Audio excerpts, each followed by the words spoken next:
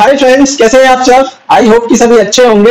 Friends, स्वागत है आपका मेरे YouTube channel medical lab testing knowledge में। आज मैं इस वीडियो के अंदर डिस्कस करने वाला हूं IGF-1 टेस्ट कि IGF-1 टेस्ट क्या होता है, ये टेस्ट क्यों कराया जाता है, डॉक्टर्स क्यों प्रिस्क्राइब करते हैं इस टेस्ट को, इसकी रेफरेंस रेंज क्या होती है, इसका प्राइस कितना होता है और इसके घटने या बढ़ने से क्या प्रॉब्लम्स होती है। तो फ्रेंड्स, वीडियो को आखिर तक देखिएगा। अगर आपको ये वीडियो अच्छा लगे तो प्लीज वीडियो को लाइक कीजिएगा और फ्रेंड्स, जिन्होंने मेरा चैनल सब्सक्राइब नहीं किया है तो प्लीज मेरे चैनल को सब्सक्राइब कीजिएगा। तो स्टार्ट करते हैं फ्रेंड्स आज का अपना वीडियो कि IGF-1 टेस्ट क्या होता है। तो फ्रेंड्स, थोड़ा सा पहले हम यहाँ पर बात करते हैं कि IGF-1 इसका पूरा नाम क्या होता है, इसकी फुल फॉर्म क्या होती है। तो फ्रेंड्स, IGF-1 का पूरा नाम होता है इंसुलिन लाइक ग्रोथ फैक्टर 1। ठीक है, तो आप समझ गए होंगे इसका पूरा नाम कि इंसुलिन लाइक ग्रोथ फैक्टर 1 इसका फुल नेम होता है। इंसुलिन लाइक ग्रोथ फैक्टर 1 या IGF जो होता है ये हमारे लिवर द्वारा बनाया जाता है। ठीक है, यानी कि ये हमारे लिवर से जनरेट होता है और ये एक हार्मोन होता है।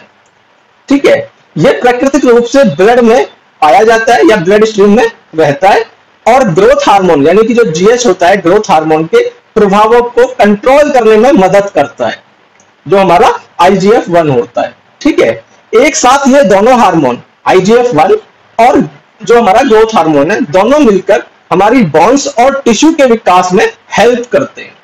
ठीक है, आमतौर पर IGF-1 का जो उत्पादन है या जो उसका प्रोडक्शन है वो GH के सिक्रेशन से स्टिमुलेट होता है। हालांकि जहां पर GH के लेवल यानी कि ग्रोथ हार्मोन का लेवल दिन भर में घटते या बढ़ते रहता है, यानी अगर हम सीधी भाषा में बात करें तो जो हमारा ग्रोथ हार्मोन का जो लेवल होता है वो दिन के टाइम में घटता बढ़ता रहता है, यानी कि अप डाउन होता रहता है। और वहीं पर क्या होता है कि जो हमारा IGF-1 है ना, इसका जो लेवल है ये ब्लड के अंदर मतलब एक स्थिर रहता है, यानी कि ये बिल्कुल फिक्स रहता है। ठीक है, इसलिए ब्लड में IGF-1 के लेवल की मतलब जांच करने के लिए GH हार्मोन का भी अंदाजा लगाया जा सकता है। क्योंकि जैसे कि मान लो सपोज करो कि जो हमारा ग्रोथ हार्मोन है वो अप डाउन रहता है, तो उसी की कंडीशन में कि फिक्स कैसे किया जाए, तो वहां पर ग्रोथ हार्मोन की जगह IGF-1 भी डॉक्टर प्रिस्क्राइब कर सकते हैं। आगे बात करें फ्रेंड्स कि IGF-1 ब्लड टेस्ट से इंसुलिन लाइक ग्रोथ फैक्टर की अधिकता या कमी का पता करने के लिए ये टेस्ट कराया जाता है। ठीक है, अब बात करते हैं फ्रेंड्स कि IGF-1 टेस्ट क्यों कराया जाता है, क्यों डॉक्टर इसको प्रिस्क्राइब करते हैं। यदि आपके डॉक्टर्स को आपकी बॉडी के अंदर कोई ग्रोथ हार्मोन की कमी लगती है या कोई डाउट होता है तो वो इस टेस्ट कराने की सलाह देते हैं। ये पिट्यूटरी ग्लैंड की कार्य प्रतिक्रिया का पता लगाने के लिए भी किया जा सकता है, क्योंकि पिट्यूटरी ग्लैंड से ही हमारा ग्रोथ हार्मोन रिलीज होता है या उसके अंदर बनता है। ठीक है, अगर मैं बात करूं यहाँ पर कि बच्चों के अंदर कुछ इस तरह के सिम्टम दिखाई देते हैं तब भी डॉक्टर ये टेस्ट प्रिस्क्राइब करते हैं, जैसे कि शारीरिक विकास धीमा होना। ठीक है, इस कंडीशन के अंदर प्यूबर्टी में देरी, मोटापा, दांत देर से विकसित होना, तो कुछ इस टाइप की कंडीशन में डॉक्टर ये बच्चों के अंदर ये टेस्ट प्रिस्क्राइब करते हैं। ठीक है, वही बात करूं फ्रेंड्स कि एडल्ट में ग्रोथ हार्मोन की कमी के कुछ जो कारण दिखाई देते हैं या कोई सिम्टम्स होते हैं, जैसे कि हड्डियों के घनत्व का कम होना और ऑस्टियोपोरोसिस। ठीक है, कमर के पास बहुत अधिक चर्बी यानी फैट जमा होना, ब्लड में लिपिड के लेवल में बदलाव, थकान महसूस होना, मसल्स का कमजोर होना। ठीक है, इन कंडीशन में भी ये टेस्ट प्रिस्क्राइब कराया जाता है। ये बच्चों में कुपोषण की जांच करने में भी मदद करता है।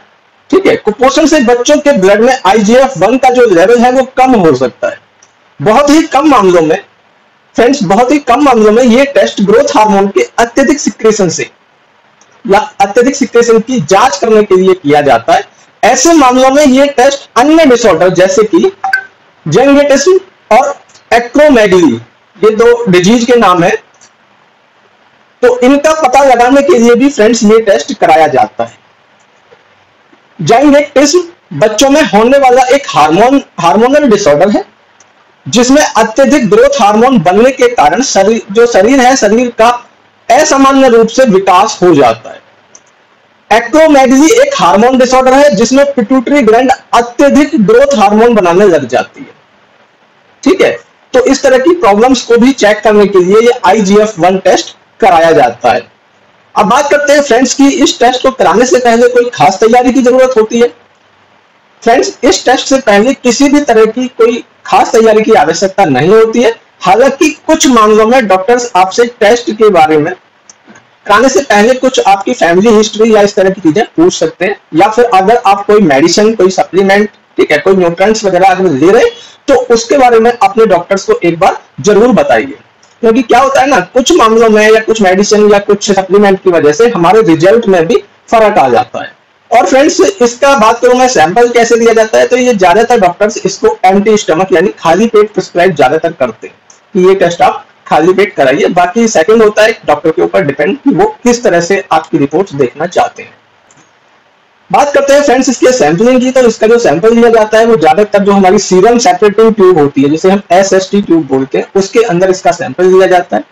और सैंपल लेने के बाद इसको फिर स्टैंडिंग पोजीशन पर रखा जाता है। 20-25 मिनट्स में जब ये क्लॉट हो जाता है तो फिर इसको सेंट्रीफ्यूज किया जाता है। और सेंट्रीफ्यूज करने के बाद फ्रेंड्स इसको फिर हम प्रोसेसिंग के लिए लैब में भेज दिया जाता है। लेकिन इसके अंदर क्या है, इस सैंपल को आप रूम टेम्परेचर पर ज्यादा देर नहीं रख सकते। अगर आपको थोड़ा टाइम लग रहा है लैब भेजने में तो फिर हमें ये एक लो टेम्परेचर यानी कि जैसे कि हम फ्रिज के अंदर इसको स्टोर करते हैं, क्योंकि ज्यादा टेम्परेचर पर ये सैंपल की जो रीडिंग है हमारी ब्लड टेस्ट की वो प्रॉपर तरीके से ठीक नहीं आती है, एक रिजल्ट हमारा खराब हो सकता है। ठीक है, अब बात करते हैं फ्रेंड्स हम यहाँ पर कि इसकी रेफरेंस रेंज क्या होती है, इसकी नॉर्मल वैल्यू क्या होती है। तो फ्रेंड्स जो IGF-1 है इसकी नॉर्मल रेंज जो होती है वो लगभग 80 से लेके 260 नैनोग्राम पर मिलीलीटर होती है। बाकी फ्रेंड्स क्या है कि थोड़ा सा ये वैल्यू अप डाउन भी हो सकती है, लैब टू लैब कुछ वैल्यूज चेंज रहती हैं क्योंकि इंस्ट्रूमेंट का थोड़ा सा फर्क रहता है। और ये ज्यादातर ये टेस्ट IGF-1 कई बार ना ग्रोथ हार्मोन के साथ भी कराया जाता है, क्योंकि दोनों का एक कंबाइंड पैनल्स भी होता है, तो दोनों को एक साथ ज्यादातर डॉक्टर्स प्रिस्क्राइब करते हैं, लेकिन कई बार क्या है इसको भी सिंगल भी प्रिस्क्राइब करते हैं। ठीक है, बात करते हैं फ्रेंड्स हम यहाँ पर कि जैसे मैंने इसकी रेंज बताई आपको कि इसकी जो रेंज होती है वो 80 से लेकर 260 नैनोग्राम पर मिलीलीटर होती है। अगर इसके बीच में आपकी वैल्यू आती है, आपका रिजल्ट आता है, तो फ्रेंड्स ये नॉर्मल रिपोर्ट मानी जाती है। अब बात करते हैं यहाँ पर हम की एबनॉर्मल रिपोर्ट यानी कि एबनॉर्मल रिजल्ट।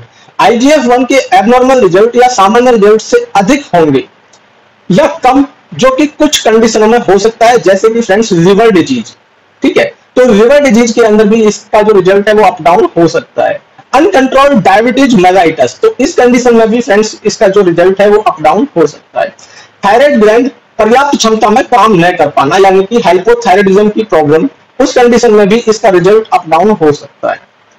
IGF-1 का कम लेवल सामान्य से कम होना यानी कि ग्रोथ हार्मोन की कमी का संकेत देता है। इसका मतलब है या तो पिट्यूटरी ग्लैंड ठीक से अपना वर्क नहीं कर रही है या फिर कुछ न्यूट्रिएंट्स की कमी के कारण भी इसका लेवल कम हो गया है।